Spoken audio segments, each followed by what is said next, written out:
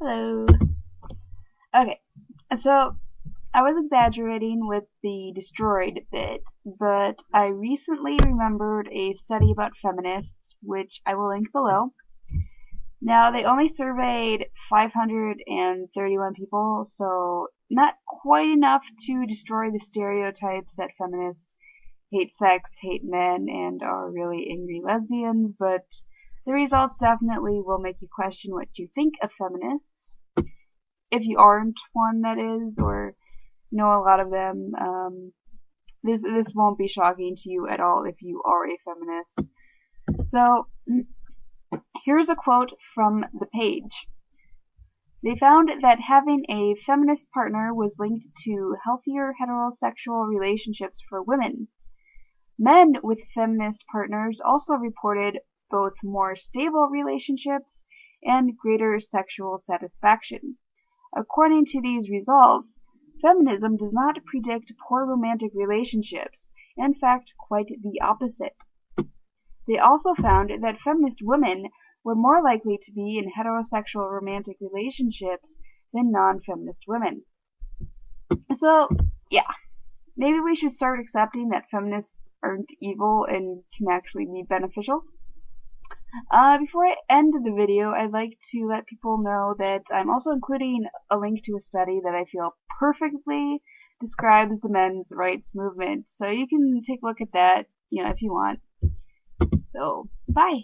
This study, about the healthier heterosexual relationships with feminists, has already been moderately debunked, by a feminist nonetheless. Link 1. Now I could seriously hand you a never-ending supply of links to articles and opinion pieces based on some junk science that attempts to say that feminists have a difficult time finding and holding on to relationships, finding happiness, and even a book regarding a neuroscience study that shows feminists have difficult time orgasming due to requiring absolute submission before the orgasm reflex can be triggered, though the study is instantly flawed because it fails to take into consideration that a feminist can submit to her boyfriend in the bedroom and let go of her strength and independence and egalitarian views long enough to allow clitoral stimulation to trigger orgasm, and it makes a presumption as to what feminism actually is, an ideology, not an actual state of mind. But I am not going to waste your time, and my audience's time with the same junk science you gave in reverse. I will however dish out one link suggesting feminism is hurting relationships. Link 2 is a collection of excerpts,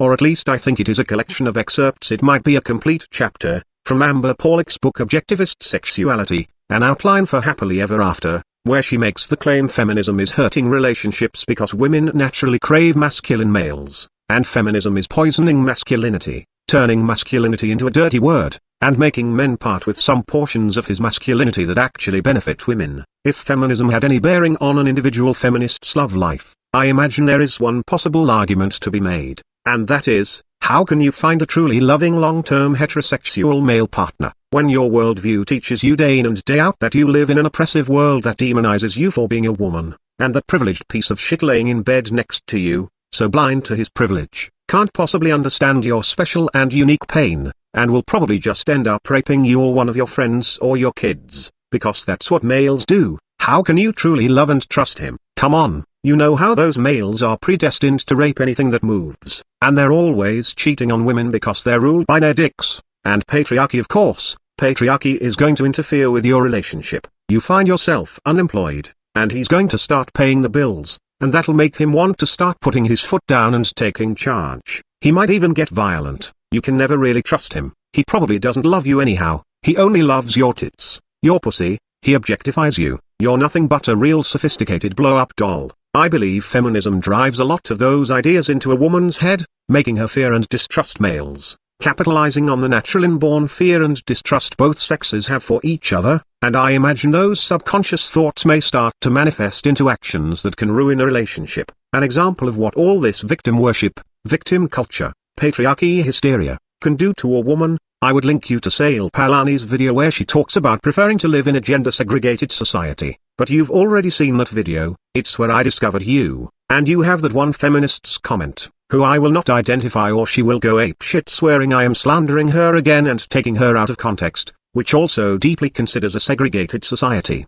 complete with a guarantee that in a gender-segregated society the male society would just turn into a murder and rape factory. You gonna tell me that these people are ready to be in a healthy heterosexual relationship with a man? And look at my comment. I really wouldn't want to live in a separatist community. My solution to dealing with women or men is to just filter out the bad ones from my life, letting only the good ones into my world. Sale wanting to live in a gender-separated community, Felicia considering it, and adding without women to keep men in line they'd just be murdering and raping each other. Then we have your comment where you were mostly against it, but not completely ruling it out. And then you have my comment saying I don't want to live apart from women. That's a horrible idea. I think I was the only one saying what needed to be said. Everyone else was either dripping with bigotry, or letting a little bigotry show. And then there was Cheswold Almighty, who I don't think gave an opinion, but was just there to goad Sale into a debate. I love Chaz. I love Chaz so much I have to bring this clip up. Hello YouTube, it is I, Cheswold Almighty here. I've been paid £10 by Razorblade Candy for my milkshake to bring all the boys to his yard, and damn right, he's better than yours. Damn right, it's better than yours. I could teach you, but I'd have to charge. I remember actually paying $10 for him to do that for my video on the woolly bumblebee. He was like, I'll do it for free. And I was like, no, it's really important to me that I pay you like a whore. Anyhow, the other link you left on that video was something about narcissistic heterosexual men hating on women, and you said it perfectly describes MRAs. Yeah, cute. You know what I do find interesting is that if you just reverse the genders in that article, it rather applies to feminists. I'm serious. Think about it. One of the points that article made is that narcissistic heterosexual males are more aggressive and hateful towards heterosexual women than they are to homosexual men or lesbians. You know, feminism has that inseparable connection to the LGBT. They hate men, but the gays seem to get a pass, and lesbians get a pass. It's those heterosexual males, specifically the cisgendered, and God help them if they're white too, who are the cause of all human suffering. White, cis, hetero, male equals the cause of all problems now and since the dawn of time. But again, it does bring up that really interesting phenomenon where we see feminists accuse us MRAs of the same thing they are guilty of. Ultimately, your ability to have a good relationship is going to be based upon personal things that go beyond your religion and political views. Things like your emotional stability, how much respect you treat your partner with, and it's also going to depend on the quality of your partner. And the quality of your partner will depend on things like whether you have a psychological predisposition to seek out mentally ill or abusive people. The quality of your partner is also going to depend on the quality you are capable of attracting. Things that make you capable of attracting a quality partner is your looks, your health, your wealth, your emotional stability, your social skills, your popularity. There are just so many things that go into getting a quality partner. And once you have a quality partner, holding on to them and making it work is often just a matter of respecting them. What makes good sex and good relationships and friendships is very, very complicated. The idea that your political views have any real effect is pretty silly. However, if you have a grudge against the type of person you're dating, whether it's a grudge against their race or their sex, then that is certain to have an effect on your relationship. And I can't conceive of it having a positive effect. Now, you did say in one of your videos that you didn't hate men, and that's good, but you also said, while I definitely don't object to separatist communities, I'm not sure I would personally live in one. It would depend on a number of factors. So maybe under some circumstances. Again, it's good that you claim to not hate men, but it sends up a red flag that living in a gender-segregated society is something you would consider, something you haven't ruled out. It seems to me you'd have to have some distrust and dislike of males, misandry by definition, to even consider living apart from them. I bring it up because you make a proclamation that feminists do better in relationships. Therefore, I need to point out that not only is the study bullshit, not only have people pointed out its flawed method, but even a few feminists don't like the self-glorifying pandering brought on by a completely flawed bullshit study. But that if I had to guess as to what effect feminist beliefs had on an individual person's relationship, I would assume it had either no bearing, or a negative effect. I am merely illustrating that while I am obviously biased in making that decision, I will at least base it on something pretty concrete, and that concrete example is, if you harbor a bitterness, a resent, a distrust, a dislike, towards an entire sex of people, I think that bitterness you have for the sex as a whole, will seep through to the individual you are with. You can say I love this man, okay,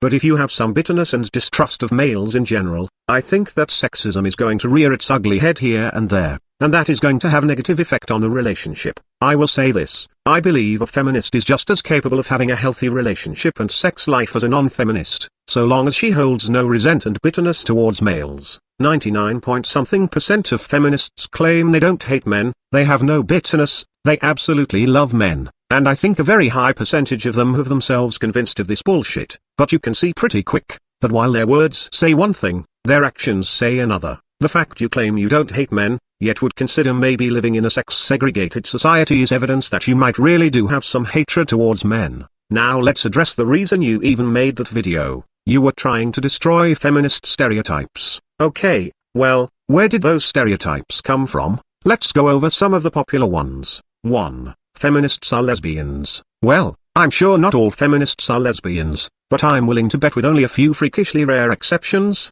lesbians are feminists. And we have no shortage of pro-lesbian statements coming out of even very early feminism. And you got that whole women don't need men any more than a fish needs a bicycle. Yeah, because that's totally what straight women not indoctrinated already into feminism would think. Well, it would be the sort of thing a lesbian, even in a world without feminism, would say. Then you have countless statements like all heterosexual sex onto a woman is rape because women are not strong enough to consent, and yeah, I know I messed up the quote. And then you have feminism is the theory, lesbianism is the practice. Then you have political lesbianism. I'm just saying, feminism has done a lot to give off the perception that your average feminist might be a bitter angry man-hating lesbian. 2. Feminists don't like sex. Where would people get that idea from? Could it be because the only time you ever hear a feminist talking about sex is when she is connecting it to sexual objectification, sexual harassment, or rape? 3. Feminists have hairy legs and or don't shave. Could it be all feminists that bitch about shaving being patriarchy?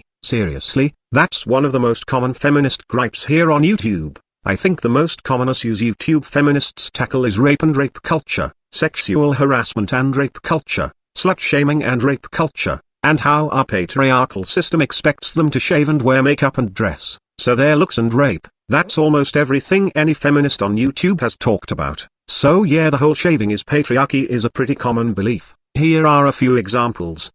The disappointingly small number of female statues in London who attached pom-poms to their armpits, or sometimes their elbows when we couldn't actually attach it to their armpits, and tagged the statues with great big armpits for August tags.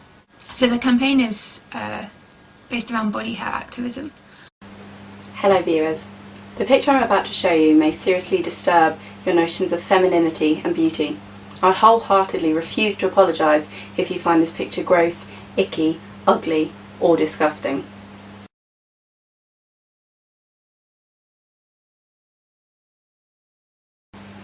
Shock horror. The girl in that picture is rather obviously me, and I have armpit hair? In our society, body hair doesn't make an appearance on anyone, especially women. Concerning excess body hair, which it is often called in the media, it is a societal construct. There is no such thing as excess body hair. It grows there. It's meant to grow there. That's what it's for. Like, it comes out and it's meant to stay there. It wasn't designed to be rid of.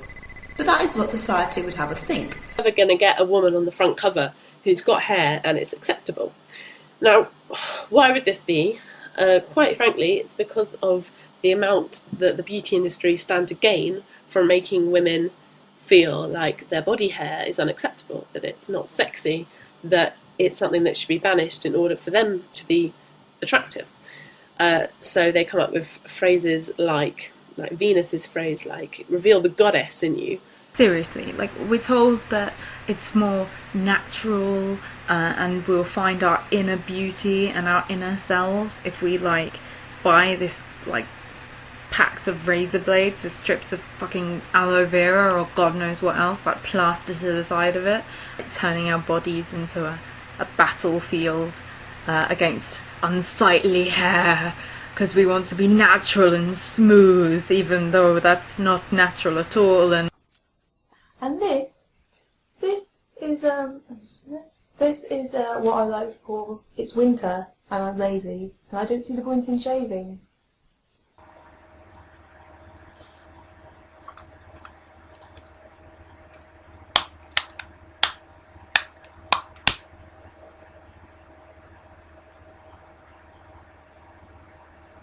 I love Cloverfield, lighting her razor on fire. I love that shit. second wave feminists burnt bras, third wave burns their razors. Anyhow, I think you get the picture. There is no shortage of feminists protesting shaving, or just bitching about having to do it to please men and the patriarchy. So yeah, I think the feminists don't shave stereotype has a lot of merit.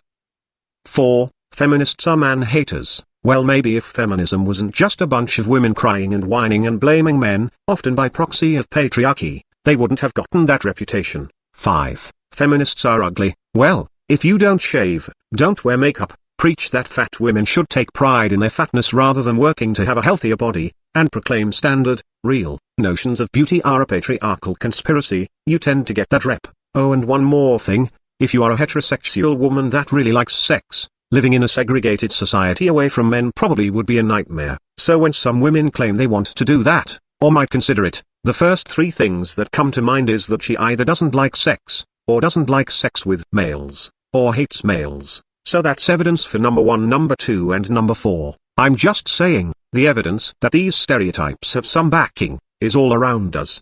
One more stereotype, and it's one you brought up in another video, the idea that feminists always talk about rape, or maybe you phrased it love to talk about rape, and yet, look at your videos, the majority of your entire YouTube channel is about rape. Your entire channel is the rape channel. Feminists love to talk about rape, it's like they walk around with rape on their brain. Feminists downright have a rape obsession. I can assure you, feminists think about rape more than men think about sex. You're all living in a rape hysteria culture. Rape is like the most common subject talked about in feminism, albeit patriarchy gets mentioned ad nauseum, but it gets mentioned in 1,001 different contexts. But rape, being a subject all to itself, is a feminist obsession. Again, your channel began as a bit of feminist apology, then moved on to MRA bashing. And during the feminist apologizing and the MRA bashing there was commonly some references to rape, and then it became all about rape.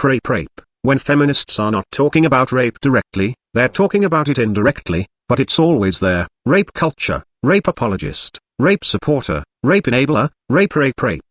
In the past week, Atheism Plus has seen a 120% increase in discussion of rape, including rape, metaphorical rape, elevator rape, and rapity rape. Rapity rape, which will lead me to my final point and conclusion on feminists and relationships. If you're a guy, even one of these cultural Marxist males with white guilt, cis guilt, hetero guilt, male guilt, and every other kind of guilt that you don't really have but insist others do, well, I still recommend you avoid feminists. Feminists see rape everywhere in everything. They interpret statements like, to reduce your chances of being a rape victim, you should do blank, and in their heads they hear, if you do blank, you deserve to be raped. They interpret Thunderfoot's video as rape apologizing. They turn Warren Farrell's statement about normal male and female courtship behavior into rape advocacy. They think every experience they have is either rape, sexual assault, sexual harassment, and every behavior a man has as rapey behavior. They see rape in everything.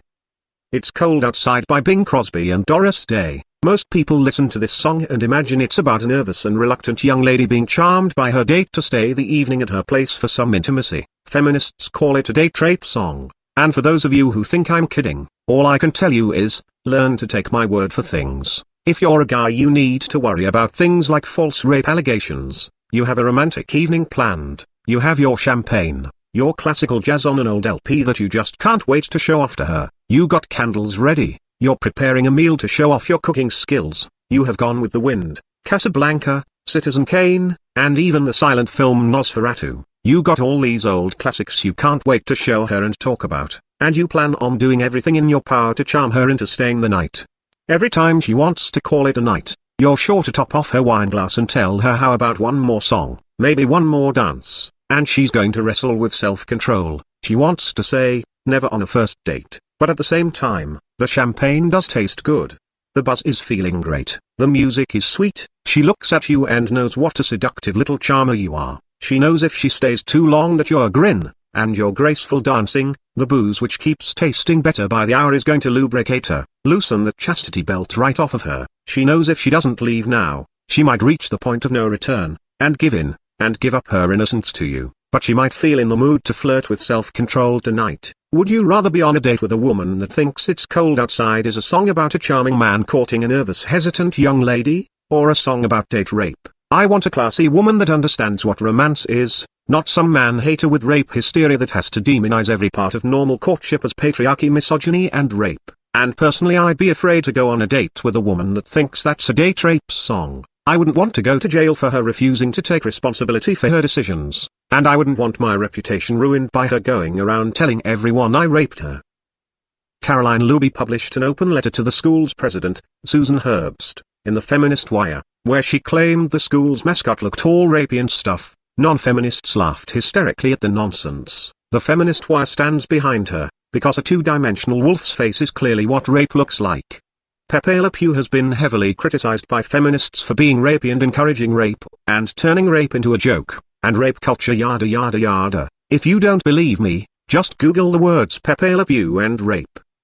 The Washington Monument has been cited as resembling a penis. Now I can't say for sure feminists came up with that one, but they did come up with the notion that it represented male supremacy, and how it was a deliberate tribute to America's patriarchy, and in time became a symbol of rape culture. How did a fucking building become resembles a penis to represents male supremacy to promotes rape culture? Fuck if I know, but probably the same borderline psychotic hysterical nonsense that makes a fucking wolf get viewed as rapey.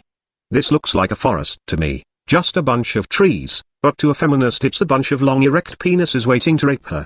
This is an ink blot in the style of the Rorschach test. At first glance it's an ink blot, but looking at it longer the mind will form a pattern out of randomness. I bet feminists look at this picture and see rape. Actually, now that I've looked at it for a while, I do sort of see a woman on her back with her legs spread, and all the little splotches around her are blood from where she's been beaten and forced into sex. See how easily the mind can convince itself of shit that isn't there if you just have a preoccupation with something. Normal people see clouds, feminists see rape. I bet when you look at this, you see rape. Oh wait a minute, that is technically rape.